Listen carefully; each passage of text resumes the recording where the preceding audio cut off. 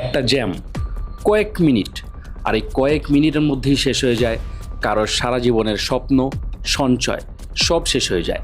এটাই বর্তমান ঢাকার যে বিভিন্ন হাইওয়েগুলা, যেগুলা দিয়ে ঢাকায় প্রবেশ করা যায় এবং বের হওয়া যায়, স্পেশালি যাত্রাবাড়ি থেকে কাশপুর বা গাজীপুরের ওই সাইডগুলোতে, এগুলো এখন বর্তমানে একটা আতঙ্কের করিডর। পুলিশের নিজস্ব ভাষ্য অনুযায়ী যাত্রাবাড়ি এলাকা বা গাজীপুর এলাকা, এই সমস্ত এলাকা দিয়ে হাজার হাজার দূরপাল্লার গাড়ি আর মানুষ রাজধানীতে প্রবেশ করে।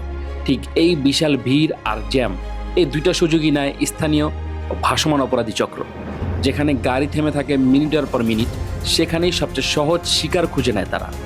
জানালার পাশে বসা যাত্রী, হাতে থাকা মোবাইল, ব্যাগের চেইন বা কোনো একা পথচারী, যে কোনো কিছু ঘটতে পারে যে কারোর সাথে, যে কোনো দিন, যে কোনো সময়।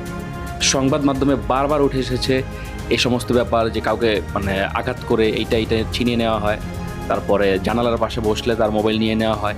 এটা অহরহ, যাত্রাবাড়িটা, স্পেশালি যাত্রাবাড়ির কথা যদি বলি, যাত্রাবাড়ি মোড়েই যাত্রাবাড়ি থানাটা, কিন্তু যাত্রাবাড়ির মোড়ে প্রতিদিন এমন কোনো দিন নাই যে যাত্রাবাড়ি মোড়ে কিছু হয় না, অথচ মোড়েই থানা।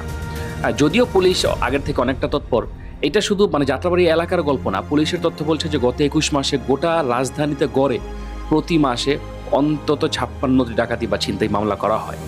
রাজধানী জুড়ে সক্রিয় শতাধিক পেশাদারী অপরাধী চক্র।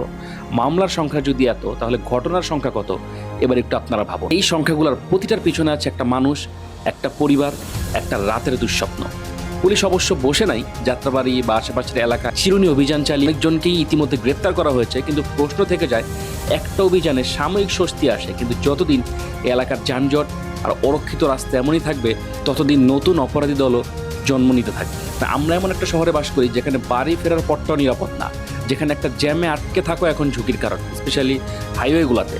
প্রশ্নটা শুধু আইন শৃঙ্খলা নয়, প্রশ্নটা মানবিকতা। আমরা কি সত্যি এমন একটা বাস্তবতা মেনে নেব যেখানে প্রতিদিন কারো না কারো স্বপ্ন এক মুহূর্তে ছিনিয়ে নেওয়া হয়? নাকি সময় এসেছে সবাই মিলে সোচ্চার হওয়ার? আপনি কি কখনো এই সমস্ত ঘটনার মুখোমুখি হয়েছেন বিভিন্ন হাইওয়েতে বা বাসে জানালার পাশে বসে? একটু দয়া করে কমেন্টকে জানাবেন, যেন আপনার গল্প শুনে অন্য কেউ সতর্ক হতে পারে। ধন্যবাদ।